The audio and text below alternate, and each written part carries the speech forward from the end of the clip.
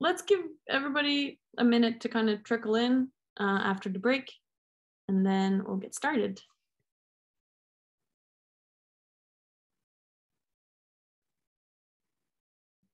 Also recognizing it's the end of the day and the only thing standing between them and pizza is me. So how's it gonna go? You and Josh, there's one more speaker. Oh, that's right, and Josh. Oh, Josh is standing between me and pizza. Yeah. Ooh, okay. Well, I'm here for it. It's okay. So it's not just you, at least. All right. All right, so we can get started. Thank you, Jess, for talking with our attendees today, and thanks everybody for attending. I have Jessica Knott with us, and she leads the UX and Design Ops team for Gravity Works Design and Development in Michigan. She holds a BA in journalism, an MA in education, and a PhD in higher adult and lifelong education, all from Michigan State University. And she's worked in digital spaces since 1998, spanning the private and academic sectors. She has led nationally and internationally recognized networking, professional development, and design and facilitation projects, and serves on her local Friends of the Lansing Library Board of Directors because reading is life, which I all right, well, I'll turn off my camera and I'll let you get started. Thank you. Leave the camera on if you want. That's cool. Reading is life. Reading is life. My entire dissertation was about how online learning is basically an exercise in reading, and nobody understands that. So welcome, everyone. Thank you for coming at 4:15 on a beautiful, beautiful Saturday. Here in Michigan, it's 60 degrees, and it's like the first sun we've seen in what I think is 150 years. I pretty much look like the crypt keeper about 15 minutes ago. So glad I was able to get my hair in order for all of you. Please do feel free to be active in the chat today. I have that on this window. I have my presentation here, and I'm happy you were able to join me for emergency instruction while avoiding pandemic despair. Definitely sounded a little more academic than some of the other titles, but I'm still, recovering from academia in a way. I've got one foot there and one foot in the design world, the design studio, the design agency world. So what I mean by emergency instruction while avoiding pandemic despair is I have worked in online spaces for a really long time. I have a degree in journalism, but while I was getting that, I worked as a help desk. You pick up the phone and say, hi. And this is back when there were like 14.4 modems and stuff. So I decided I wanted to go into technology. My journalism degree set me up very well for user experience design. I've done everything from run that help desk to server administration. And eventually I ended up I do UX and learning. The title is instructional design. People here may know what that means. Often, I tell my dad every year at Christmas what I do for a living. He's like, that's very cool. You computer. And I'm like, yes, I computer. That's what I do for a living. So learning design and UX intersect heavily in the spaces of information technology, architecture, experience, being able to communicate across complex spaces and expectations. So what you're seeing on this slide, I tried to make this presentation look a little bit like an online course. This is the picture I use in classes with students because they need to know you're not perfect too. You're here, you're doing your best every day. You're showing up online, trying to bring a presence to them, letting them know who you are. This is me, y'all. This is my face. You're seeing it here, messy office, the whole thing. So in my life, I think I'm so used to the technology space that I assume more people have taken an online course than maybe have.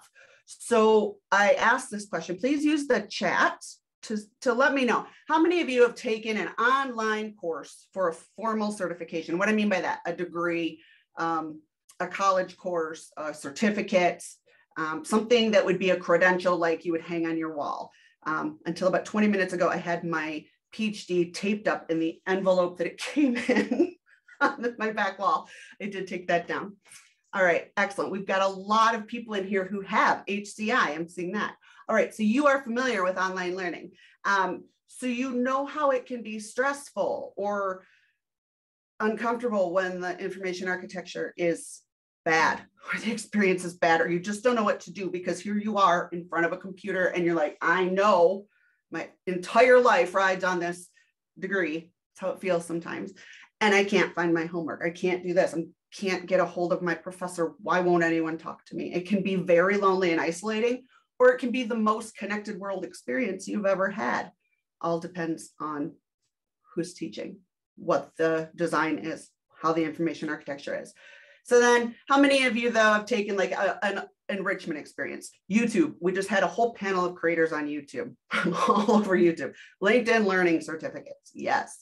Tutorials, slightly differently targeted, still an online experience. So think in your head, I want you to feel for a minute. I want you to kind of dig into your brain and feel. Those of you who have taken formal courses, those of you who have taken just an experience, feel the difference. Feel the difference in the stress. Feel the difference in the investment. Feel the difference in how you think your future rides on that experience. And then we're going to talk about March of 2020. So I don't know if you guys have heard of March of 2020. There's this virus like coronavirus, something, COVID-19, something, right? And vaguely, we vaguely know. So at the time this started happening, we're watching the news. Think back to early March of 2020, late February, we're seeing the news. We're hearing there's this virus in China and it probably is going to come here and it sounds like it's going to be big, but we might have to do something about it. Like my husband and I bought like a couple weeks of food in case we had to like quarantine, right? So I'm sitting, I remember it's March 10th, 2020. I have been pulled into a conference room full of academic technology, instructional designers. I'm not even in that career right now. My career at this time is service strategy and IT, service design.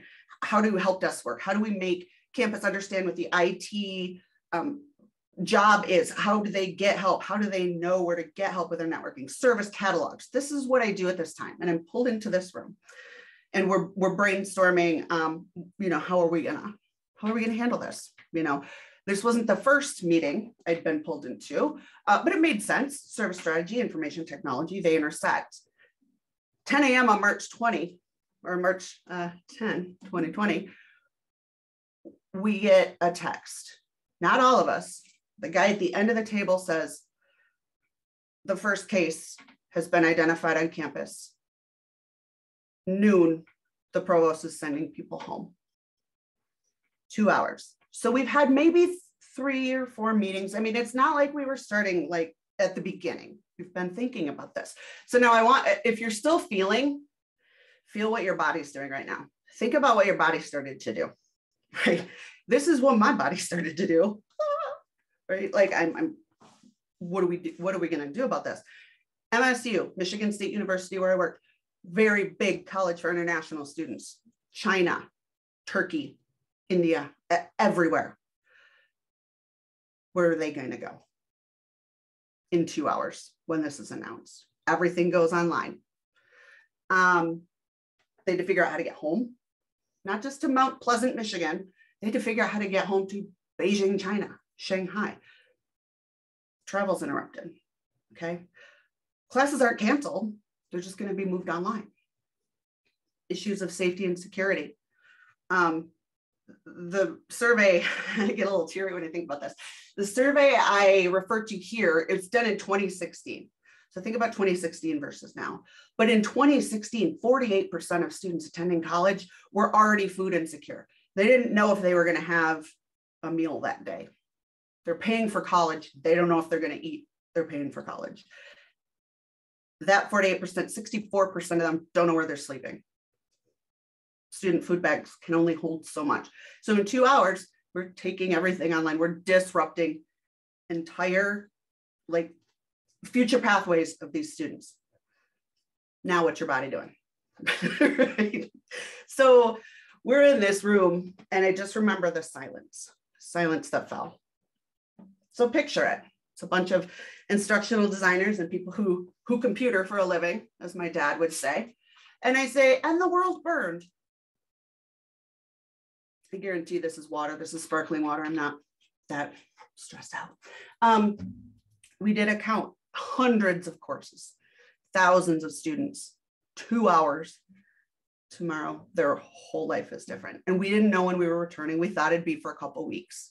So for those of you who are familiar with information architecture or web design or web development, it's not easy, even when you have a system or a template or something, to just take content and put it online in a way that makes sense, just with what you have here in your head. Now, picture a faculty member who, and I've had faculty members in workshop who couldn't figure out the mouse.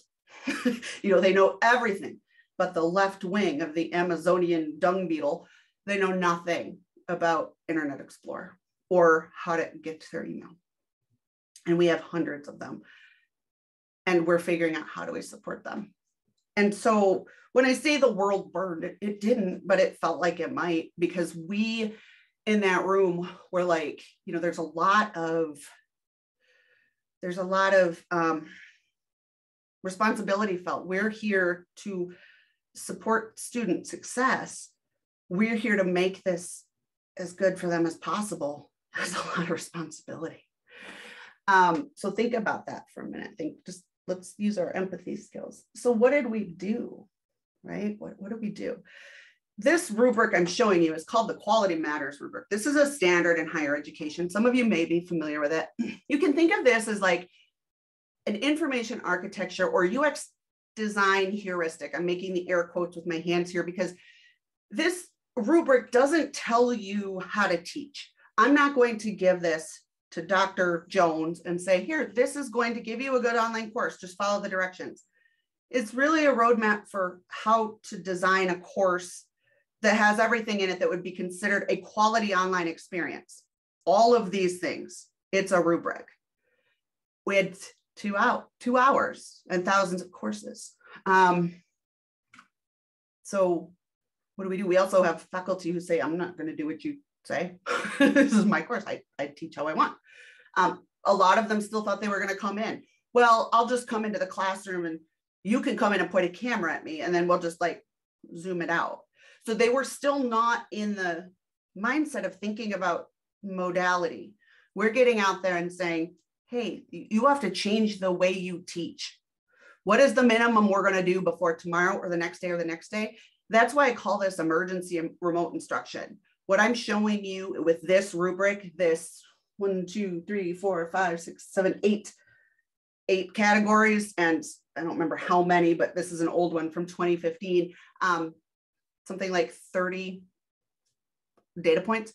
That's quality. We weren't going to get there. We weren't going to get there overnight. We weren't going to get there in 2 hours.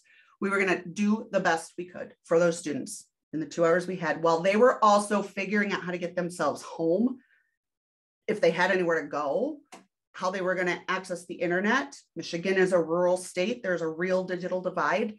How about the students who use the library because they couldn't afford a computer? All of this. So we had to figure out what's the minimum we can do. What's the minimum? So there is, if you read my description of my talk, I refer to some work out of the Center for Distance Education and Technological Advancements of the University of Wisconsin-Milwaukee. I am a research fellow there, and they've done a lot of work on what in an online course is success. What is success? Like what design elements translate to mattering to students. They've just done a system-wide UX study of how students understand the course design in Wisconsin. Different schools have different rules for how it works. But we boiled it kind of down to, first you have to be able to access it. You have to be able to get to it. What is the minimum? Being able to get to your class, being able to get to your materials. And then that's access. Can you get into the system? And then look at the Slack for this event and how many times we as professionals in this industry have been reminded to add descriptions to our images, alt text. It's also accessibility, captioning. So it's not as easy as just turning on Zoom. Be nice if it was, if we had enough licenses. So we were solving for that. Findability. How do we get the things online for and with faculty? In the room, there were 10 of us who are part of this committee kind of figuring this out. How do we make it findable? How do we let students who are moving and like have just been upheaval, how do we help them find the materials? How do we help them know where to log in? How do we help them know not to show up the next day? They get hundreds of emails every day. So had to be findable. Accessible, again, I put accessible. There's access and accessibility. There's accessibility by itself. It has to be accessible. It can't just be PDFs. You can't just put PDFs up there or just record yourself for an hour every week. It's in an emergency remote situation, what's the best we can do with these things? It has to be responsive, mobile responsive. Some students don't have computers. And I'm not saying you have to know how to code for mobile response. You just have to be able to think about, how do I make my stuff responsive? How am I responsive to my students and the needs of them? We have courses of 1,000 students. How do I respond to 1,000 students who have now just been told a deadly virus has been identified on their campus and they're being sent home, but class isn't really stopping? Do your best. And it has to exist. So I say that in a flip way, but it does have to exist. So we went through and said, okay, here are the people who have nothing on the learning management system. We have to go find those people and say, all right, what do you have? Like, there are still many, many, many faculty in higher education who teach. They walk in every day. They don't want to use the learning management system. They like to, air quotes again, teach holistically. I just want to have a conversation. They have a syllabus. It's required. But what do they have to put online? There has to be content that exists. The course has to exist. I've been in an online course that literally didn't exist. It was bad. I got a 4.0, but in what? What did I get a 4.0 in? So the course has to exist. So this is what we can identify as the minimum. And then we centralized our efforts. We started, well, okay, we've had our panic. We've run around in our circles and what are we going to do? We've, panic eaten the entire bowl of candy in the middle of the table. So now we've got 2 hours. So we put out the fire. Now, I was very fortunate to be at a Research One institution that's well-resourced. It's a state flagship school. We had strong relationships and good collaboration. We activated, call it the Instructional Design Network. We had a lot of people doing things that were information architecture adjacent, but they weren't called that. We would have someone, an administrative assistant, but that person was the person in their department who knew the learning management system the best. Get that person in the room. They're an instructional designer now. Welcome to the network. How can I help you? We had communication staff. Can you build a newsletter? Cool, you can build course content. Welcome to the Instructional Designer Network. So we activated that network to help academic staff, faculty, instructional designers, admin assistants, anyone with the skills we needed, help desk. We had triage processes. We had forms that all people had to do was fill it out and say, I don't know what I'm doing. And we would contact them. By the time I left Michigan State in November 2020, that network was up to around 400 people in teams. And we were purposely focusing on that, making that team empowered. We centralized our resources. We put really purposeful work behind the faculty development. We focused on teaching them good information architecture and solid teaching practices. Do they know we were teaching them information architecture? Absolutely not. No, but we were using the Abby Covert heuristics. We were using the Nielsen-Norman 10 best practices for usability. We were checking those things. And when I say we, I mean different pieces of the network were doing different things. We were making sure as much as possible that these worked. A guy on my team, Nick Noel, spun up a peer review where all of the faculty would go through this, like every course that taught in the summer, went through this peer review process that checked their courses. They checked each other. They didn't want us to check them, right? They need to work together. Faculty learn better from faculty. Data upon data shows this. So that network connected world, peer reviewed using that rubric. It was a modified Quality Matters rubric, but that's how we pivoted again from emergency remote instruction, putting people on Zoom, to continuing to refine those online courses. MSU was online for a full year. This Omicron spike, they went online again for 2 weeks and did it all over again just very rapidly, because people, once they went back to the campus, interestingly, just kind of said, okay, I know how to teach online now, but they kind of went back to their old patterns. So I think you can expect to see some research on that. So I want you to do a thinking exercise. We have a chat room. We don't have cameras. I mean, you get this beautiful mug, but I want you to do a thinking exercise. And this is something I've taken faculty across the country through. And it's an exercise in scarcity. So think about, I don't know, I'm 44, y'all. I know what the 14.4 modem was like. I remember trying to download, you know, I couldn't download an 11 megabyte file because it was too big for my hard drive. I get it. So the internet is not powerful enough to power any video. This may seem like a scenario where I'm just making you think. If you look at the data about the digital divide, rural students often, especially rural students on indigenous reservations, students in cities, inner cities, lower socioeconomic classes, like agriculture, heavy agriculture areas, they don't have access to the internet unless they go somewhere else. Some students were being told, oh, you can take your exam. Go sit in the library or the parking lot of the library. Just go find some Wi-Fi somewhere. Go sit in a dark parking lot and take your exam. That's not stress-free, right? So we were trying to teach people. So the internet is not powerful enough to power video.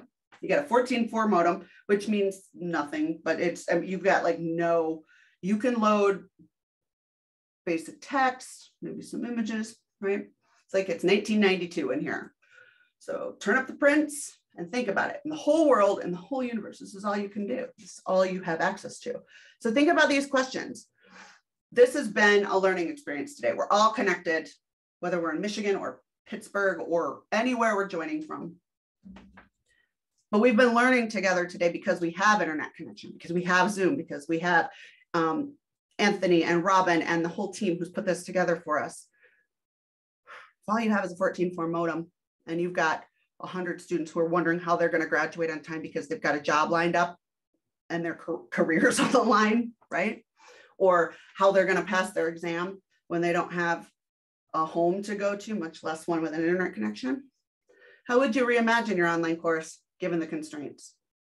And I ask you that because if you can do it in this situation, you can do it for students who need better accessibility, and you can do it for students who are in rural areas or on reservations. What can you do to rethink your content and your information architecture and the way you're approaching the teaching? What can you provide them?